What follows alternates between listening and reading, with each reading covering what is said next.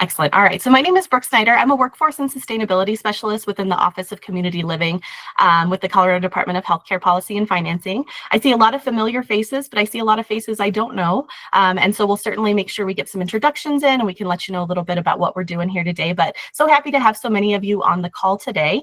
And so just a quick overview of our agenda. We're going to do some housekeeping, kind of get us all up to speed. Some quick introductions, just some round robin around the room so we have an idea of who's here with us today. I'm going to give folks some background, and unfortunately for some of you, it'll be the 4th or 5th time you've heard it, but I do know there's a lot of new folks joining us here today, so I want to make sure that we level set for folks and get everybody up to date. Just to kind of front load this community of practice, we do have just some basic waiver information where we're going to talk through some waivers and just kind of the landscape of rural providers across the state, HCBS providers. And so that's just kind of to front load and kind of get this community of practice up and going. And then I will offer up some opportunities for you all to suggest topics moving forward, some Q&A opportunities and things like that to really make this kind of what you want and what you need as we move forward. And then we'll just go through some resources in closing and make a plan for kind of what's next. So just some basic housekeeping. We are recording. I do plan on posting this to the Rural Sustainability website, which is pinned in the chat. And so that's just a reminder to avoid sharing any protected health information or anything that you wouldn't like to go out to the masses as we post this on our website for folks who weren't able to join us in real time. You're welcome to use the chat. I have a couple HCPUF folks here that are helping me monitor the chat. We love hearing from you. You're welcome to interrupt me, raise your hand, drop it in chat. However you are most comfortable engaging with us today, we are happy to hear it. I will be posting the slides to that website as well, along with the recording. So you'll be able to access the links that are in the chat and in the slides as well. And we'll make sure that if other folks share links for resources or things that they find helpful, we'll make sure those are captured as well and added to the notes. So you have access to all of those today, so you're not trying to bookmark them all during the meeting. If you're listening by phone, welcome. Thanks for being here. You can press *6 to unmute your line or *9 to raise your hand to talk with us today and engage. We'd love to hear from you.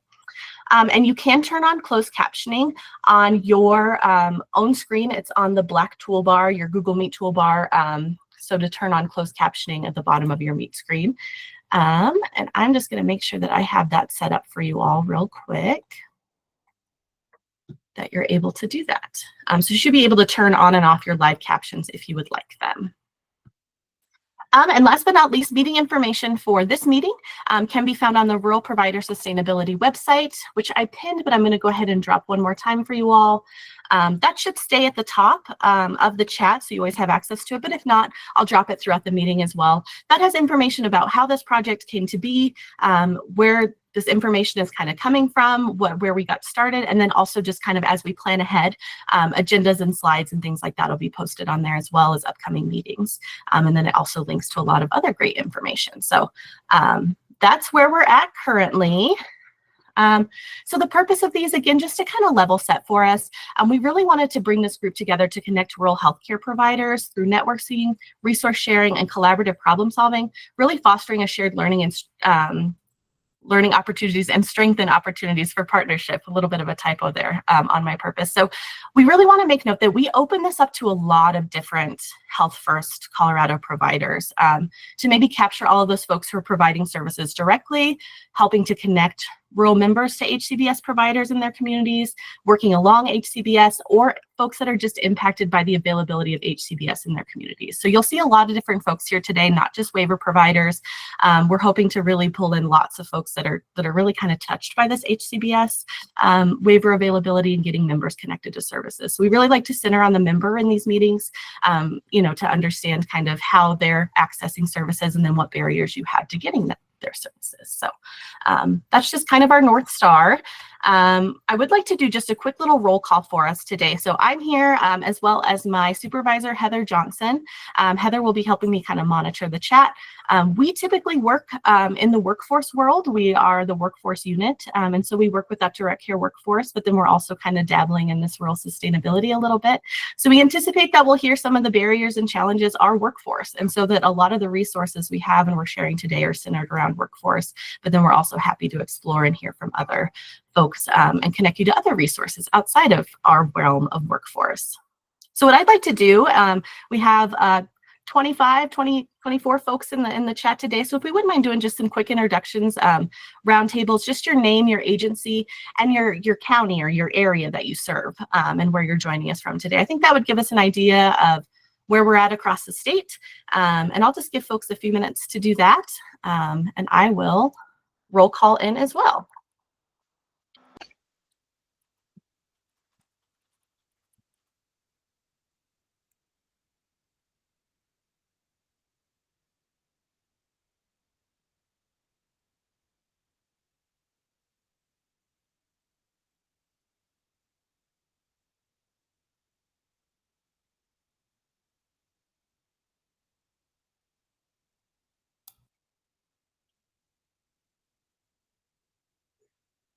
I do see that John has joined us here today. John is also on our workforce team.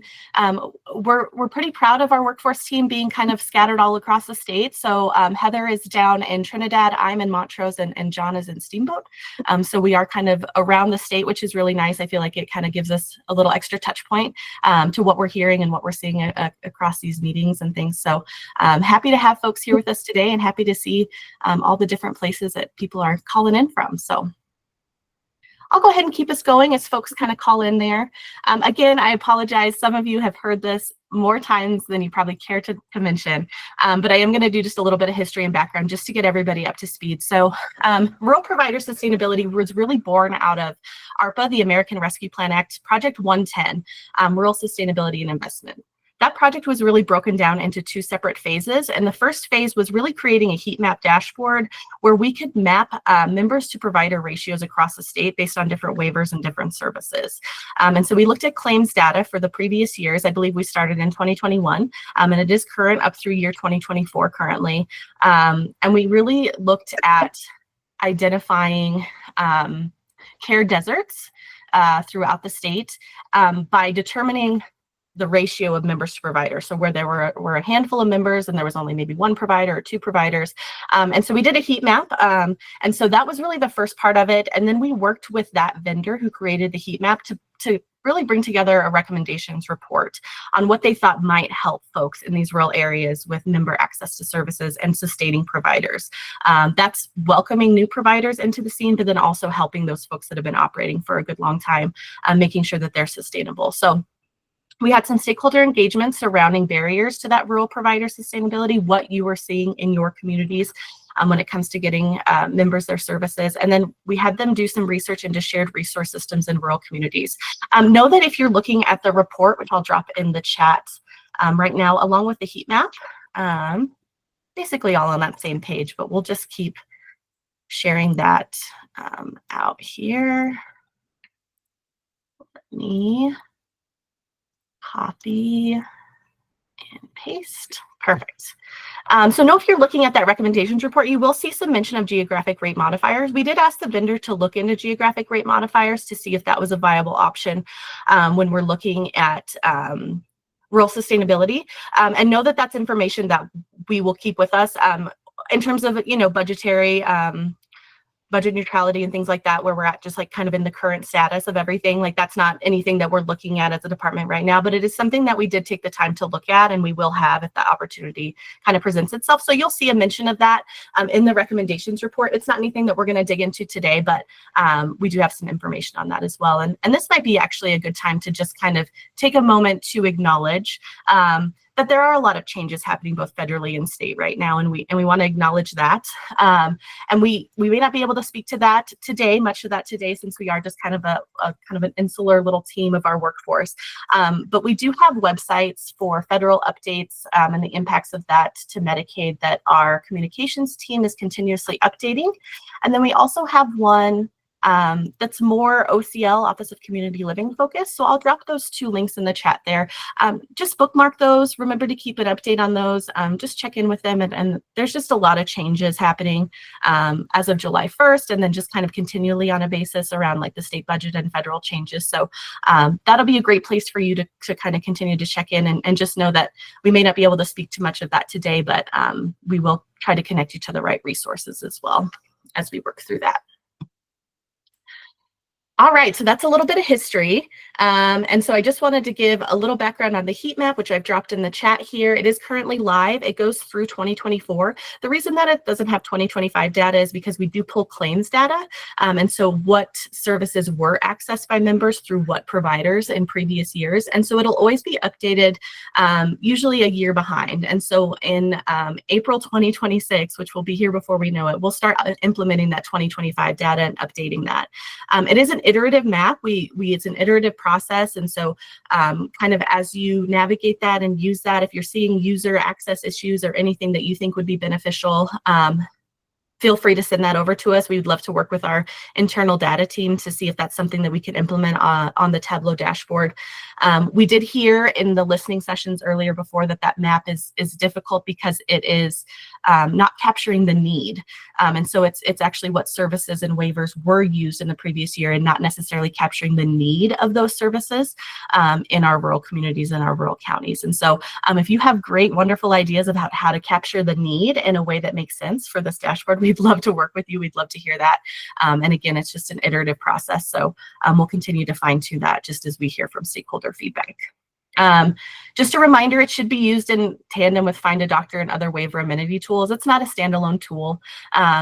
It's great to kind of give you an overview, a 30,000-foot view of waiver services, but then in order to actually look and see who the providers are in that area and their availability, you would have to use it with Find a Doctor tool as well. So just kind of not a standalone tool, but still something we like to provide and just give just a quick look at how things are going. And then where we'll spend most of our time, or why we're bringing you together today, is really in that shared resource system. So the research report that we had, the recommendations report that we had, really started looking at other states and what other systems were doing in terms of shared resources. And so that's that collaborative approach where rural providers share essential resources, aims to improve access and healthcare services in rural areas. So the number one thing that we have on here is workforce, but we heard in the listening sessions that is not necessarily feasible. We heard that there's a little bit more competition in our small communities than we anticipated hearing. And so coordinating staffing solutions may not be something that we're able to tackle right away, or at least not tackling it within other providers in your communities. And so know that we heard that, but we do want to still include workforce on here because there may be some opportunities to work with others outside of local providers, whether that's coordinating with the nursing facilities or the hospitals or the clinics or things like that.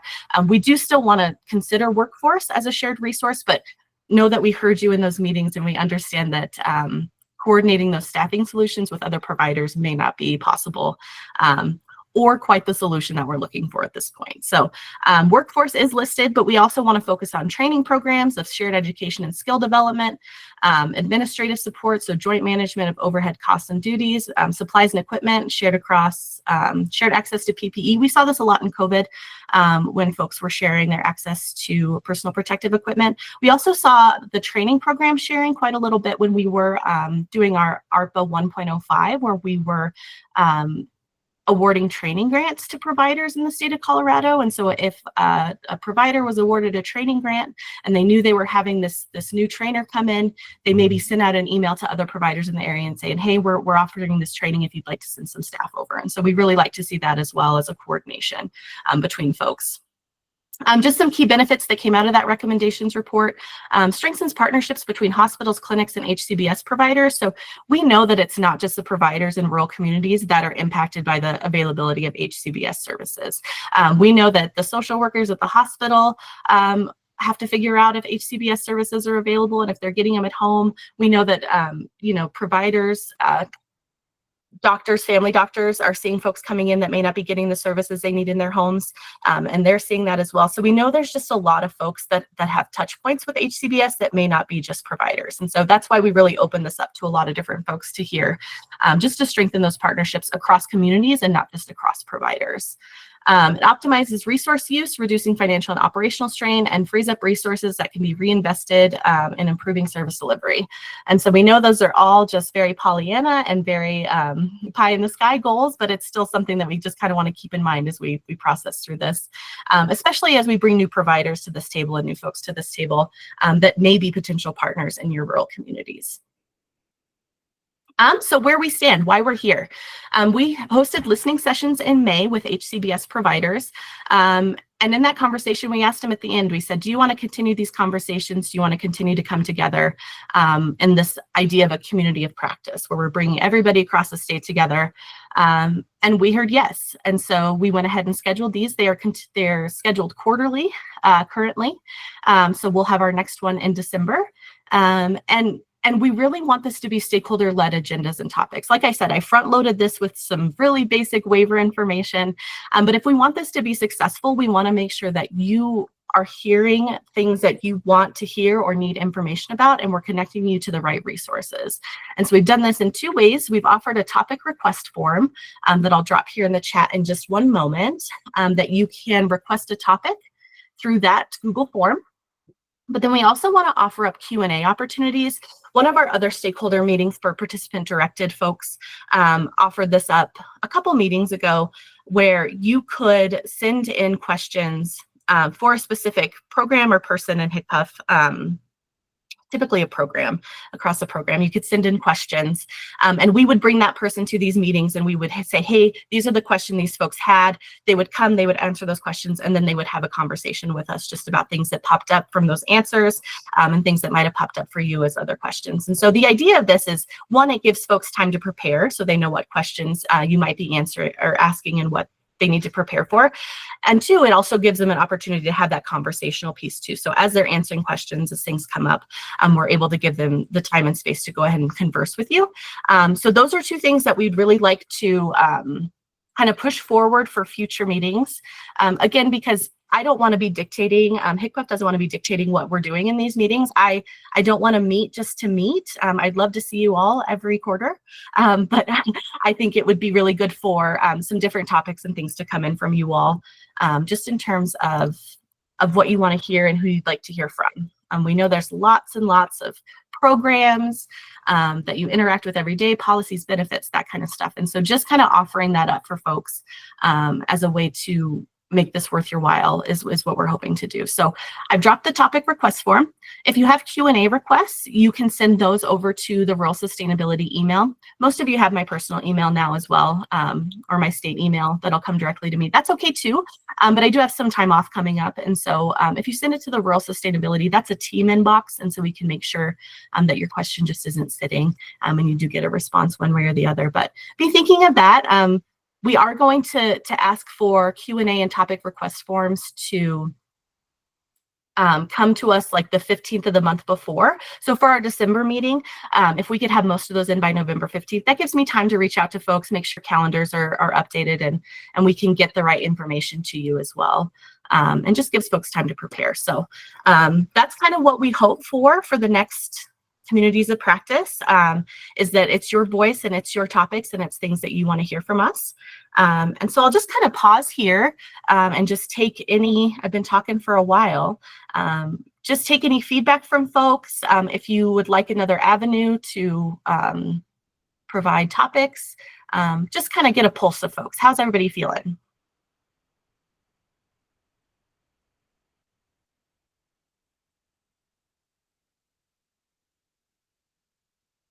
That sounds good. And just know that we do a couple of different stakeholder engagements, and I know that not everybody is what we call like an air fryer thinker, and you can't just like think on, like just right away. We also like slow cooker thinkers too. So if things pop up or come to you, you're always welcome to email us after the fact with ideas and thoughts that might have popped up. But yeah, we'll go ahead and try out this topic request form and the Q&A opportunities, and we'll see how that works. And if we need to kind of course correct after a couple months of that, we'll do that. One thing I wouldn't like to cancel, but if I don't have any topics or anything like that, or Q&A opportunities that are coming up, especially for the December meeting with the holidays and stuff, you may see a cancellation, but that just means I haven't got any agenda topics or anything that have come to me. So that's not ideal. We don't love to do that, but certainly we would know far enough ahead of time with the November 15th deadline. So just keep that in mind for me. All right. So I would like to just kind of dive into some waiver information, but before I do that, I just kind of want to kind of set the table as to why we brought this information. We had some listening sessions in May and June, and some areas were more well represented kind of than others. We had more folks joining from different areas and stuff. So I'm excited to see that we have a little bit more state representation. But this just kind of gives us Colorado waiver information as a whole. And then I broke it down into the Western Slope, the Eastern Plains, and the San Luis Valley, because that's where we had folks join us from in those listening sessions. And so I know that that might feel like the North or the Northwest is kind of not captured in this or whatever, but just know that we can pull this information at any point if you live outside of these areas and you'd like specific information to your region. But these were just the ones that kind of came to the listening sessions and showed an interest at that point. And let me just take a beat here. I see a couple things coming into the chat, and I'm going to read them out loud so they're captured on the recording. So Pat Cook says, current status on reimbursement for rural home health and NEMT, struggling to get providers for a 76 area. Pat, are you thinking that would be a topic request or getting you connected to the right folks? Is that what you're thinking for that? We had one about 1.5 years ago, and Okay. I think it'd be wonderful if that person could come back and talk about what they're doing, because we were having trouble in the mountain areas. We were having trouble in Steamboat. We was having trouble on I-76 in the middle. If you're up by Sterling, if you're down by Greeley, not so hard. But if you're in that center, very hard. So it would just be nice to kind of get the current status and figure out what the action plans are. Okay. Pat, do you remember what meeting that was in, what stakeholder meeting that might have been in, so I can just see if I can find the right person? It was in a discussion about rural health, so that's about as much as I remember that part of it. It was a long discussion, and part of it was had launched was transportation contracts. So I think it was in the contract side of Medicaid, what I kind of vaguely remember. Okay. I'll work on tracking somebody down for that, seeing maybe if it was another OCL stakeholder meeting or something, but we'll certainly put that on topic request for December. It was, Brooke. It was an OCL meeting, but I just don't remember what subdivision exactly. Okay. Perfect. Thanks, Pat. And Tatum, I see, thanks for all the information, Brooke. I apologize if I missed earlier correspondence, but the first notification I saw this meeting was late last week. It'd be helpful to have a bit more lead time so we can all be present and active. Absolutely, Tatum, I hear you. When I scheduled this initially, what I did is I reached out to the original listening session folks and asked for some availability in scheduling dates. And I had a few folks respond to that and say, hey, Monday afternoons are great. And then what I did is I only sent it back to those folks that sent me their availability, and that missed a lot of folks. And then so the only correspondence that came out beyond that was in the OCL newsletter last week. And so I'm sure that was probably the first that a lot of people were seeing, and that didn't give enough time. And so I apologize for not getting folks on the invitation sooner, especially Tatum, where you participated in the listening sessions. And so that was an oversight, and I apologize for that. It is now currently on the OCL stakeholder engagement calendar, which I will drop for you right now. And so you can actually go on this calendar and subscribe to this meeting specifically. It has all the OCL stakeholder engagement opportunities, but you can subscribe to this one specifically or in the entire calendar, and then it'll sync up and everything. So our next one will be December 10th, and I'll send out a reminder to folks. So again, I apologize for that. That was a very small invitation I sent out to just a few folks. So I will be better about messaging out and put it out in the provider bulletin, I think, as well, a little bit sooner. So thanks, Tatum. I appreciate it.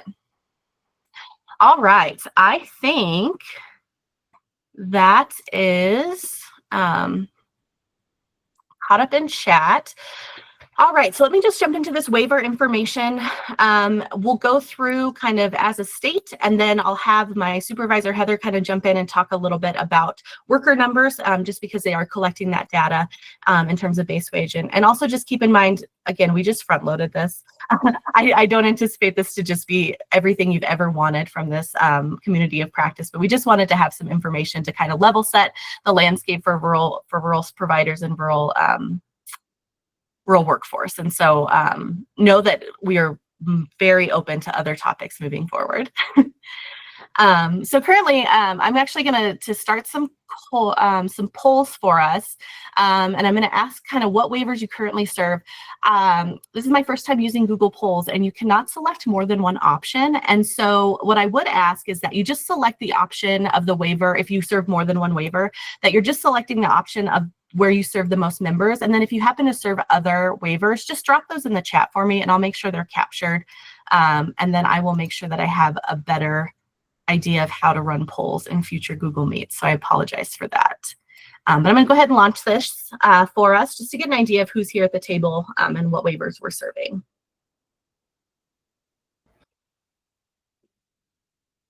Brooke, I got a message saying a new poll has launched, but meeting So tools. Okay. So I think if you go down to the meeting tools, yeah, the grid of, I think it's 9 little dots in the bottom right-hand corner. And I will see if I can get it to pop up on everybody's screen so you're not having to go on a search there.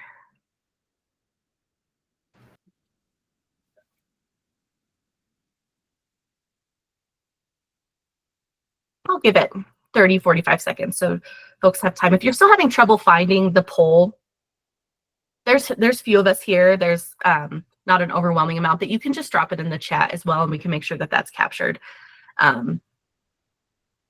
This has been a learning process, so thanks for your patience.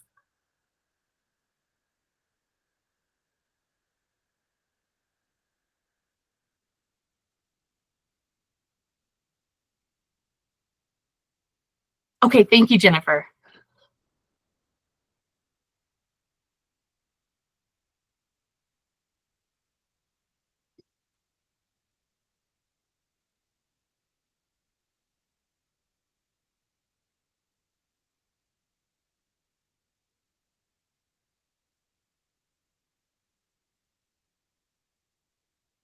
All right, I'm going to give it just another second here. Pat, I see yours. Thank you very much. Super helpful.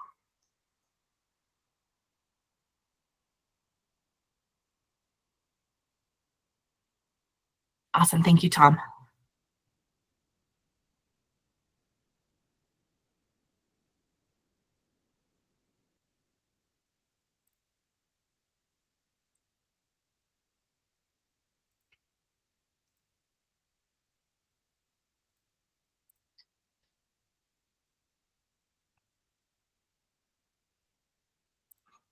All right, let me get back to the poll here. I think I'll go ahead and end this and share some results, hopefully for folks.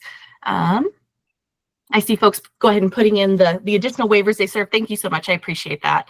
Hopefully we'll have an opportunity to be able to select different waivers if we ask this question in the future. But it looks like for the most part, we have folks joining us here. Developmental disabilities, we see SLS, CES in the chat, elderly, blind, disabled. So yeah, it looks like we have a good mix of folks here joining us, which we'll dig into that a little bit more and hopefully give you some numbers that are helpful.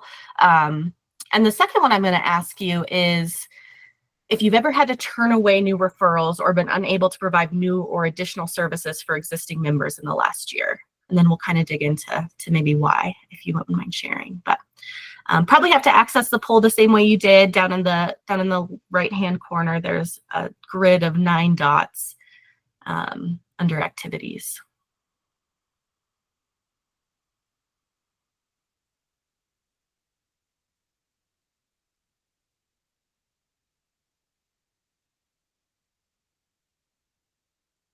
And I will just note that the base wage team, which Heather kind of oversees as well, not kind of, she oversees it, is asking the first part of this question about if you've had to turn away referrals or been unable to provide new or additional services. They're asking that on the base wage attestation. And so while we're asking this just kind of informally, we're going to have a little discussion around it.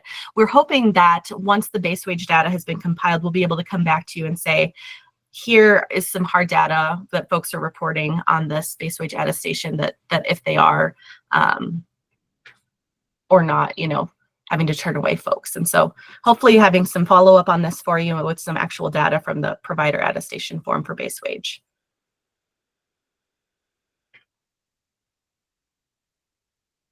Give it just another 20 seconds or so. Let that stabilize.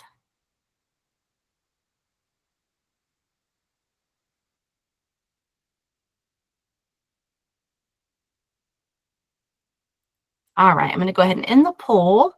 Come back to you here.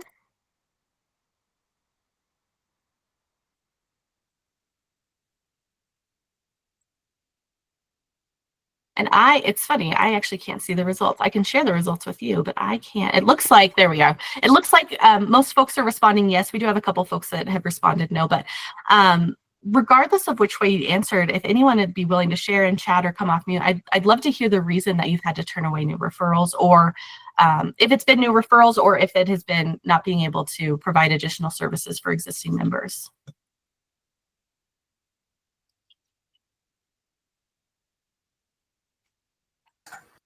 Hey, Brooke, it's Tom. Hey, Tom. It's the continuing saga. We've had 4 people in HCBS services pass away since July. And the reason that we can't offer new services to anyone is because we continue to not get new enrollments. So it's the continuing attrition saga. Yeah, okay. And I would note that in an earlier meeting with Tom, I believe the one that is posted on the Rural Sustainability website, we had this conversation, and Tom provided some excellent background information on the attrition and kind of like enrollment numbers and how those have changed over the past several years. So if you are interested in learning more about that, visit that webpage, the Rural Sustainability webpage, just for a more in-depth conversation over that. Because Tom has been with us for all of rural sustainability, but he's been with this work for much longer and has seen a lot of changes. So, and I suppose if that's kind of the same for other folks, you can put a ditto in the chat if that's an issue that you're also having. Well, I think it's a case management agency issue too. Okay. It's not just a provider issue. The case management agencies are not running well. Mm-hmm. So I don't believe people are getting the support they need to get through that system before Mm-hmm. getting frustrated. And they're not even getting to providers. We're only getting statewide RFPs from some, not getting local RFPs from any. So it's not just the provider system, it's this case management system that is really problematic to the distribution, the awareness, the education of families. We've had to hire an unfunded position just to kind of help people if we can capture them in the community. And I know that they're people, we're not capturing them, but you know what I mean? Like, these are people we don't want falling through the cracks. So that's my perspective. This isn't just a provider issue. This is more almost a case management issue at this point. And that too, again, we discussed, that was a theme we heard in the listening sessions as well. And not just with you, Jennifer and Tom, that was the case management issues was something we heard in each one of our listening sessions as well. Just like, it's struggling at this point.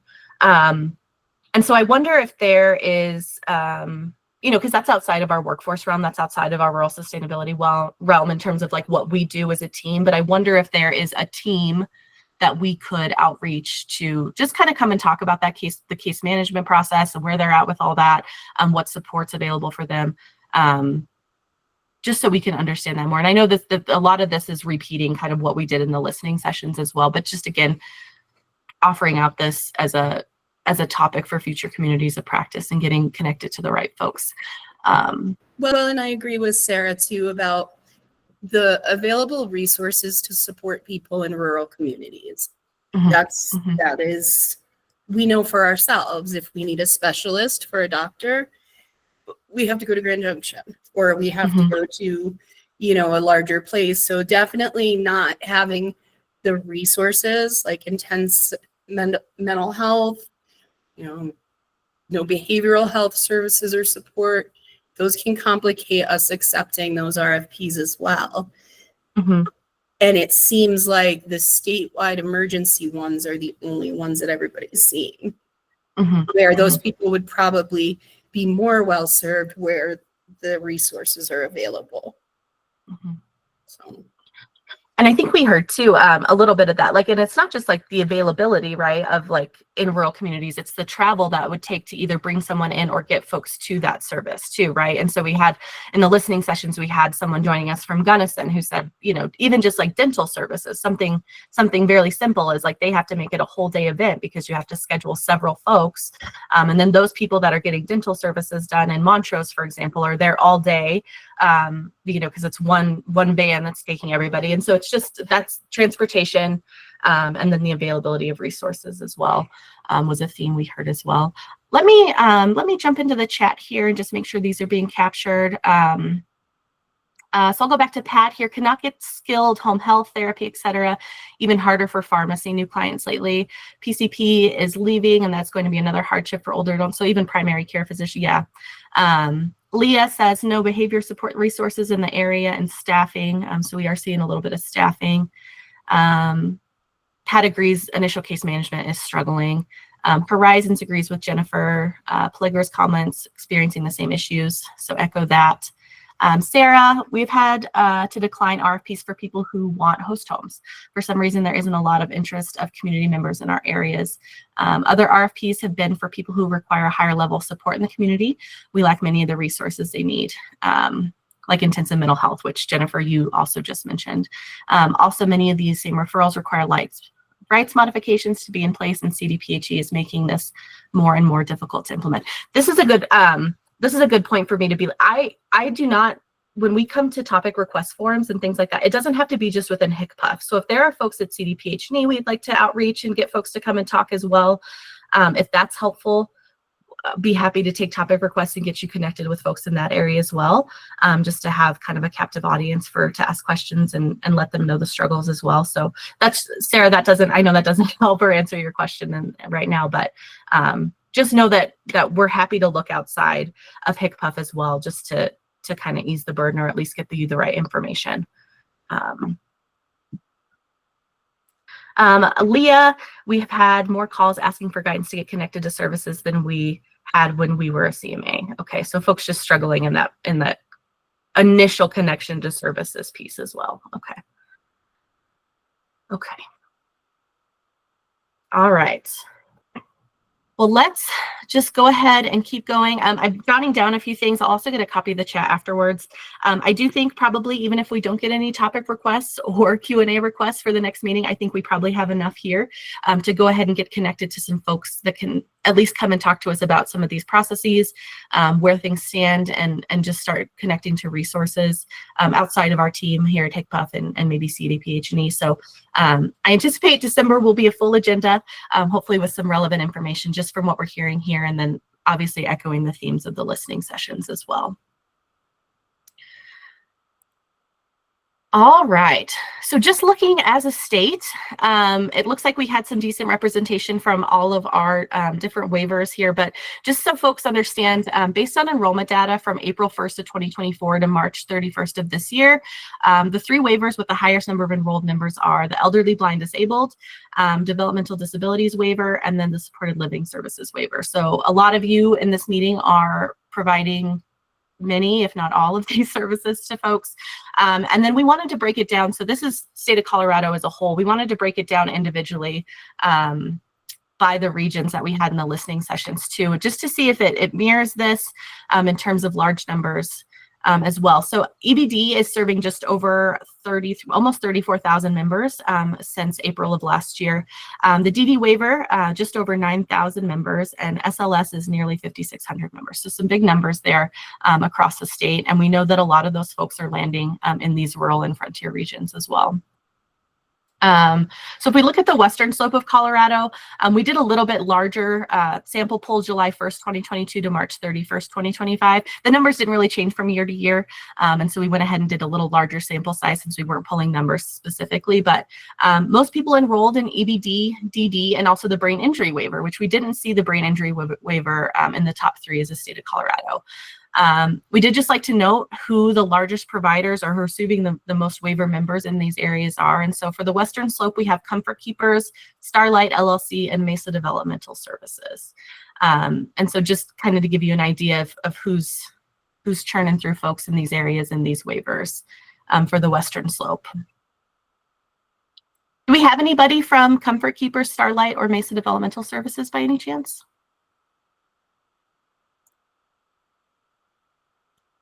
Doesn't sound like it. Well, we'll see if we can get some folks here. That's the other thing too, is this is an open meeting, so you are welcome to invite anybody who you think might have an interest in this as well. We would love to have them. So looking, switching gears to the Eastern Plains, same July 1st, 2022 to March 31st, 2025. Developmental disabilities waiver is serving the most members in the Eastern Plains, followed by elderly, blind, disabled, and the SLS waiver. So same 3 waivers as the state of Colorado, just different numbers. And so the DD waiver is taking the bulk of folks over on the Eastern Slope. Serving the most waiver members, we have April's Angels, Eastern Colorado Home Care, and Steiner Sills. Anybody from any of those agencies on the call today?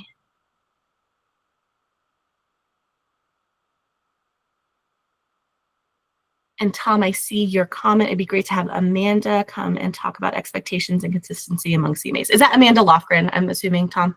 Yeah, okay, perfect.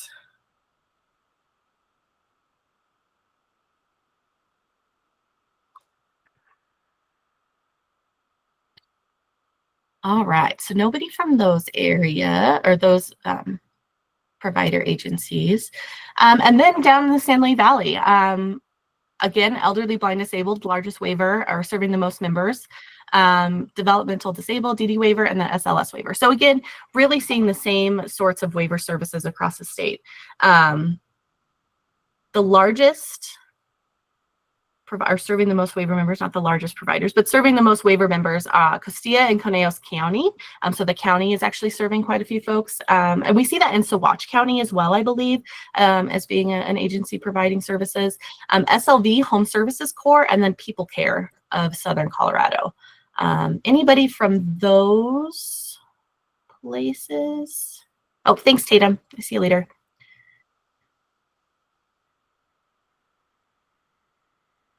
Well, it looks like I have some outreach to do, which is fine, but we'll just get some of these larger providers to the table as well, just because I'm sure they're seeing the same issues that you folks are seeing as well, and it's just the more folks at the table, I think at this point, the better to have these conversations. And so that just kind of gives us just an overview of the waivers, prevalent waivers across the state in those listening session areas. I'm going to take a break from talking at you for a little bit, and I'm going to actually hand it over to Heather to talk to you a little bit about the next few slides, kind of in where this information comes from and how we capture it. So Heather, please. Oh, audio got a little strange there. You were all probably familiar with base wage and workforce reporting. And so I will offer there's a caveat to all of these numbers, and that is it's based off of base wage qualifying services, which are typically those services, they're all the services that require direct care workers. What could be missing from some of this is data if folks were already under audit. Their information might not be in here, and the data is only as good as how it comes in. So if you happen to know there's a direct care worker in Uray or Hinsdale and you're like, wait, what? Well, they didn't show up on our paperwork. So I'll bring that there. But just trying to find, painting a little bit of a picture of the landscape. So you can look at the heat map results. Quite broadly, it's showing that there is a progression and how many members per provider. And so then we're trying to paint a context of what those members look like. So there are 2,296 direct care workers in the Western Slope captured in all these counties. We see the bulk is in Mesa and winding down there. We did the same thing for the Eastern Plains and the San Luis Valley.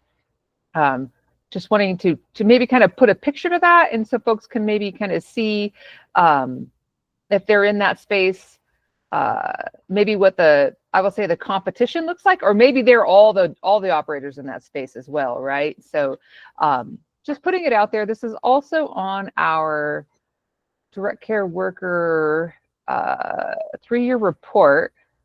I want to say we report it down to a county level on that. But I've been so knee deep in all this data, it might be a little bit challenging. Let me check. And the also thing on the report is we report the average wage by county. So I fibbed. This data is not on the report. The wage by county is on the report. If you're interested in your agency or your county, you can email us and we can get that for you.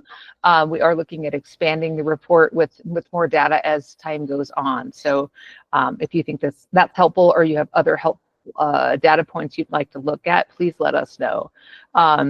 So keep in mind 2,200 on the Western Slope. So then if you go to the Eastern Plains, you see that change quite dramatically. There's 420 direct care workers reported from last year's data on the Eastern Plains. Logan being the biggest one, on down to 2 in Washington. I don't think we had any counties on the Eastern Plains that didn't have any workers on it. And then we can go to the San Luis Valley, where we drop down again. We have a total of 188 direct care workers, the majority of them being in Alamosa, which does make sense. We also can see that we have more members per provider. I'll just remind you, in the Western Slope for EBD, 28 versus 42. On the Western Slope, it was 16 versus 10 for the DD waiver, and 10 on the Western Slope versus 14 in the San Luis Valley. Just wanting to put a little bit of context out there about the workers in there. Most of the workers performing base wage services or work in personal care or homemaker. Those are the 2 biggest services that have the most workers on there. So does anybody have any ideas about data points that would be helpful when we're looking at the workforce that's related to it? Please come off mute or in the chat. I did see Pat has asked if we captured ACF ALR communities.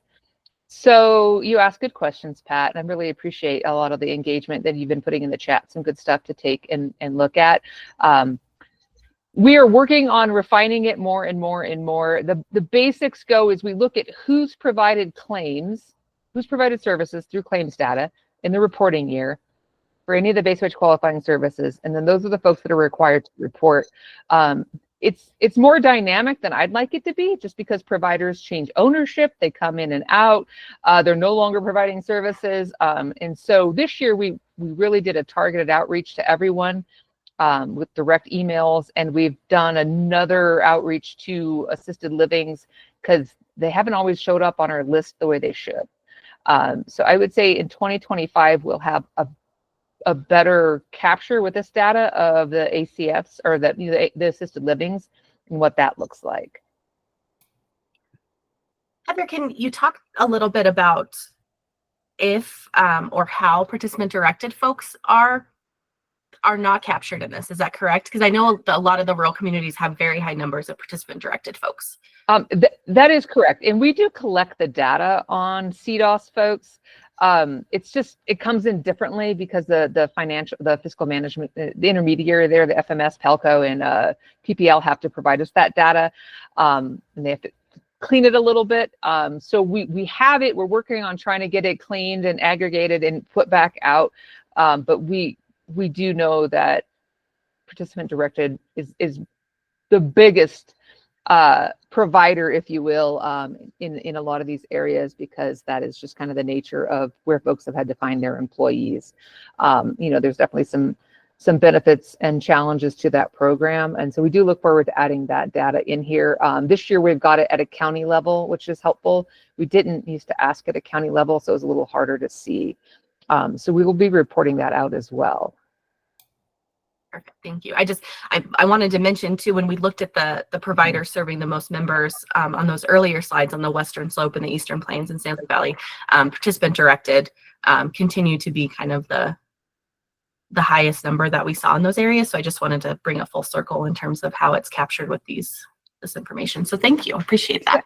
And I will say, now that we have it at a county level, we can kind of look for trends over time as well. I mean, and we're really just trying to build up a data infrastructure. As most of you know, the nationwide, there isn't a code that captures our direct care workers if they're not licensed. If they're not home health CNA, they're not really captured in a lot of the workforce data. And so there's a lot of data out there about direct care workers, but it's got a very giant definition, and it might not be talking about the workforce that we're talking about. So we're really trying to figure out a way, at least in Colorado, to get a good idea of what does this workforce look like. And so we really appreciate providers providing that information.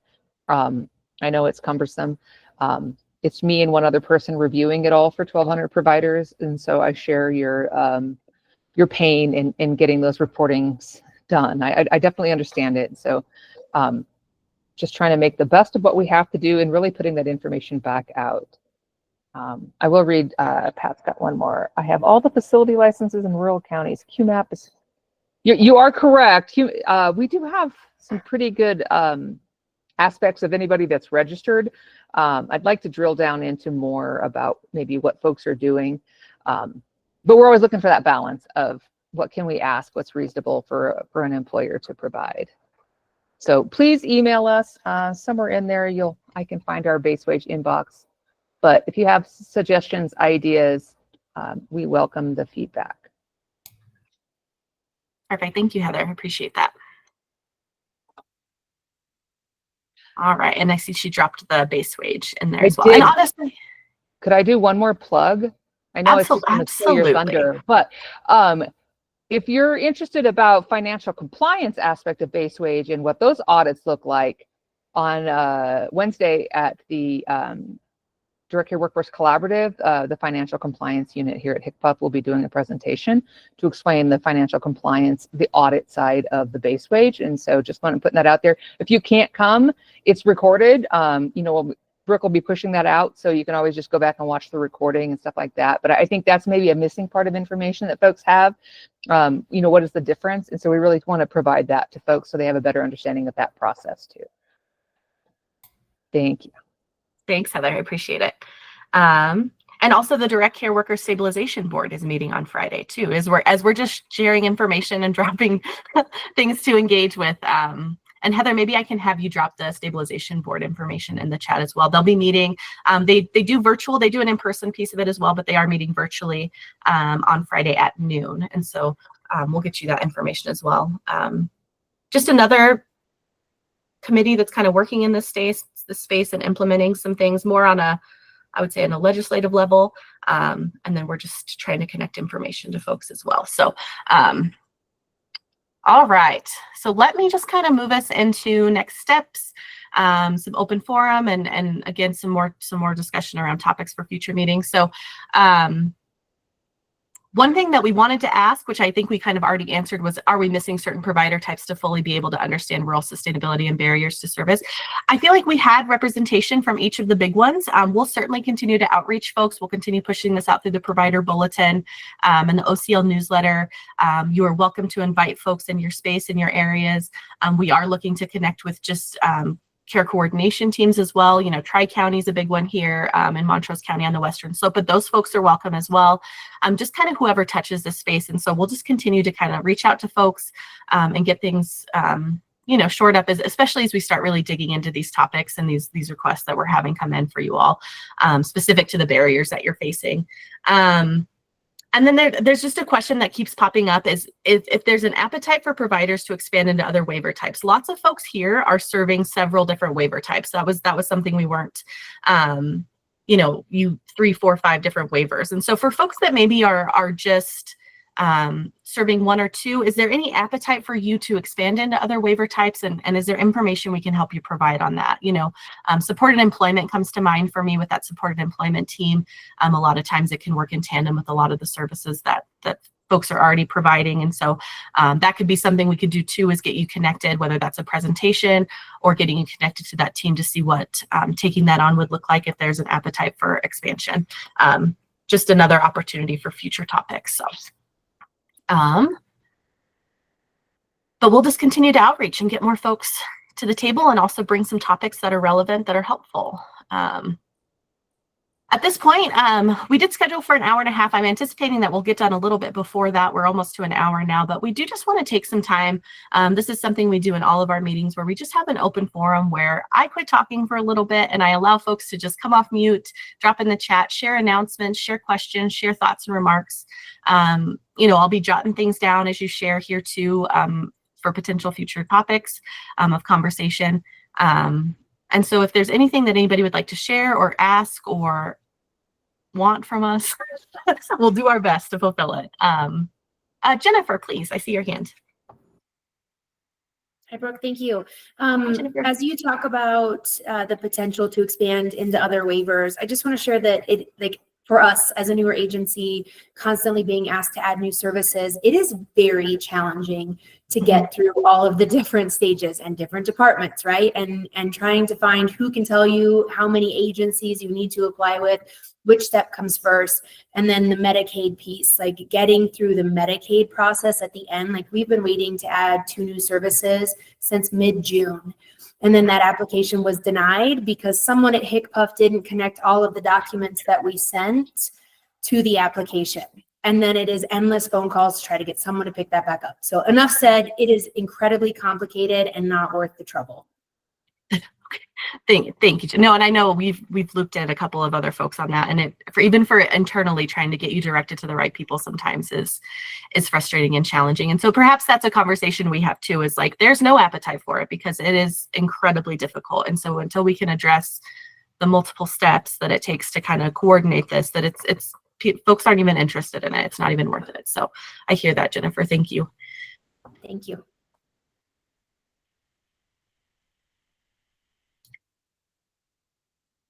Thanks, Christina. Thanks for being here. I understand folks will probably have to drop to it too. An hour and a half is a weird time because a lot of people have things starting at the top of the hour. So if folks have to drop, we certainly understand and encourage you to just send us an email if something comes up.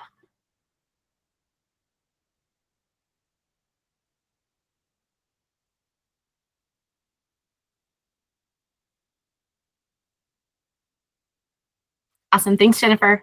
Thanks for being here. All right. I'll give it just another moment just in case folks are dying to. Heather always saves me. Heather, please. I just like to talk. We are going to be releasing the 4th annual Direct Care Worker Survey. We do have a report of the 3 years on our website, so you're welcome to look that out. We do not ask providers to share this. If you're interested in sharing it with your workers, please do. We don't ask that because you might have your own surveys you do.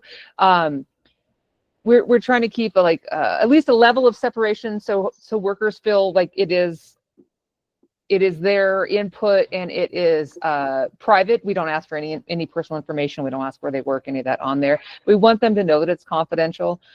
So if you are interested in sharing it out, please let us know. If you're involved in various stakeholder organizations, we'd love to put that out there. We've gotten, we started with like 500 responses the first year, and we had over 1,000 or close to 1,000 last year. So it is growing, and we really kind of want that feedback out there. I will tell you one of the things we learned from it. We went in with the assumption year one that workers were dissatisfied with wages most, and that wasn't what they said. It was benefits. Benefits or access to benefits are one of the reasons they leave. And I think you guys know, as in the provider landscape, what it takes to offer benefits. And the challenges with that. And so we took that information, then we kind of worked with Connect for Health Colorado. We tried to bring other information to we can't necessarily solve it, right? But can we find areas where it might work for folks, where maybe they didn't know about? And if there are state services that are not working for folks, like let's call attention to that as well and kind of bring that in the forefront. So we try to get that messaging out to workers that we do care with what they're saying, and we try to find ways to connect those dots to address those issues or at least call attention to them. It's hard to ask questions if you don't want to have to answer them, right? Like sometimes we don't have the answer is not pretty. It doesn't mean that we don't ask that question because it's still important. So we will be doing some mass marketing of that. If you're signed up on the Direct Care Careers Colorado, all the users there will get a link, but feel free to reach out to Brooke and she can get you that link to share as well. Absolutely. Thanks, Heather. All right, last call for any open forum, and we'll have this every meeting, regardless if folks don't have anything to share, that's okay. We just want to make time and space just in case, and then also just follow up on any loose ends.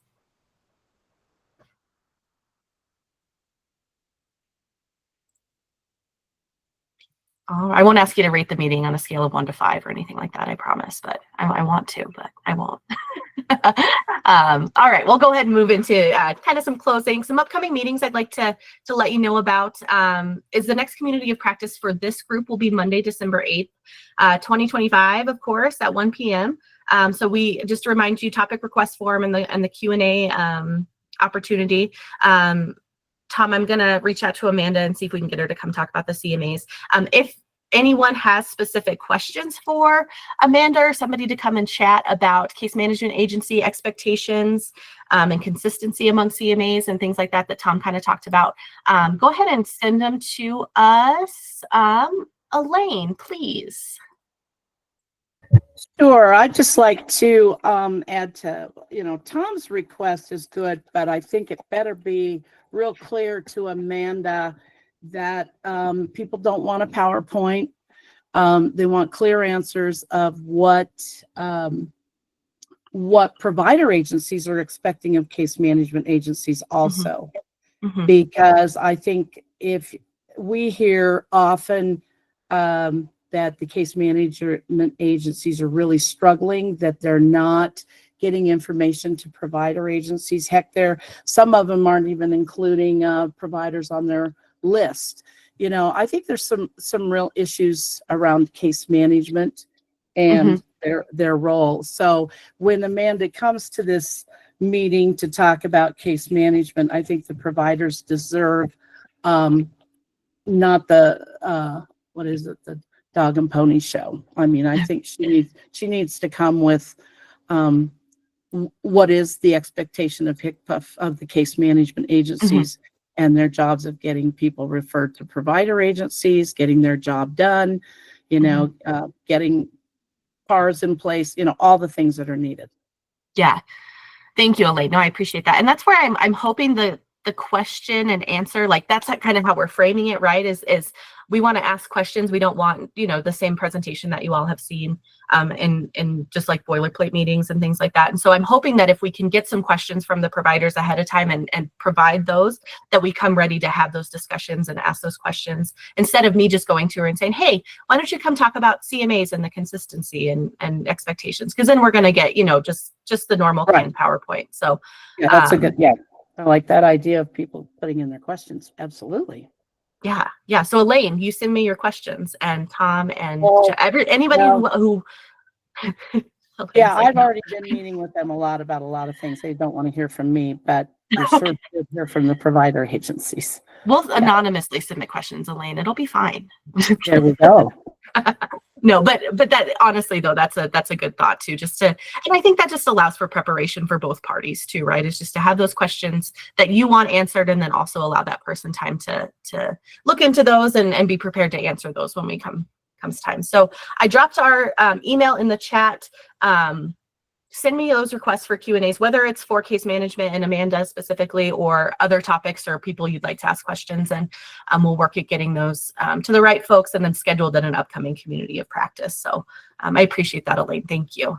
And if the Q&A piece that we're doing doesn't work, then we'll figure out another way to make sure folks are coming with the information that's actually helpful at these meetings. So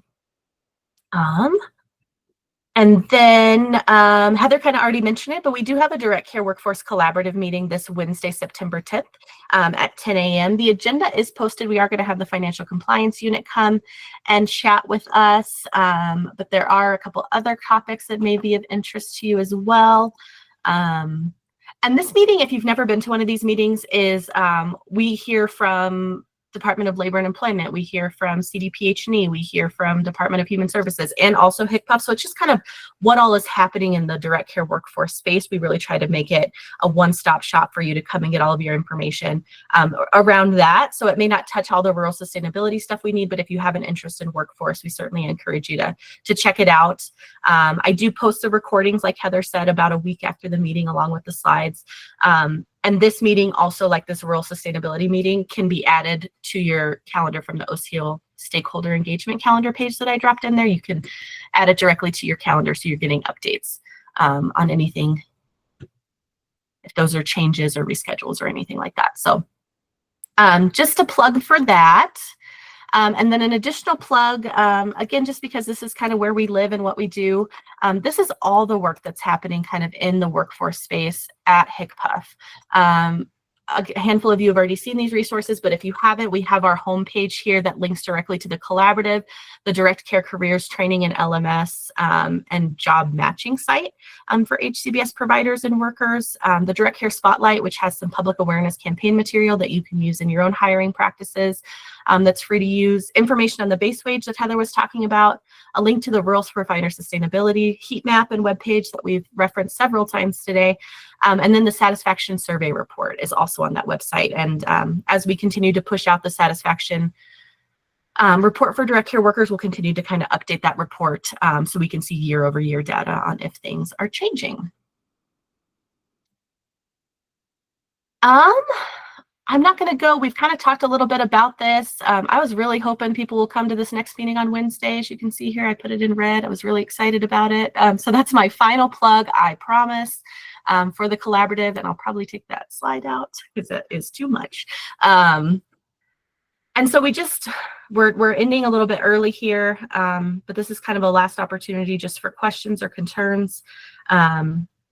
And again, this is going to be iterative. We did front load this agenda a little bit, but I think for me, taking what I heard here today and then going back and digging in those themes we heard during the listening sessions will help me build the next agenda, in addition to what we get from the topic request form and the Q&A. So hoping the next agenda in December will be helpful and useful, and we'll see several of you back here. But are there any questions for me or Heather before we get you on out of here?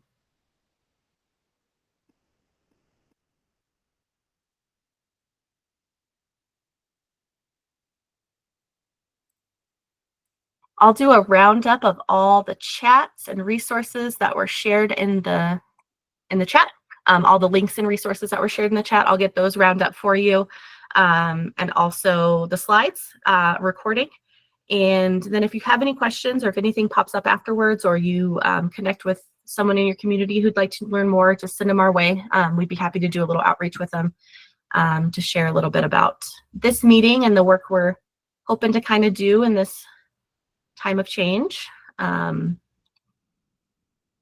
can reach out to me at any point. Again, I know most of you have my other state email address too, but again, that rural sustainability is a good website or a good email address to have just in case you don't hear right back from me.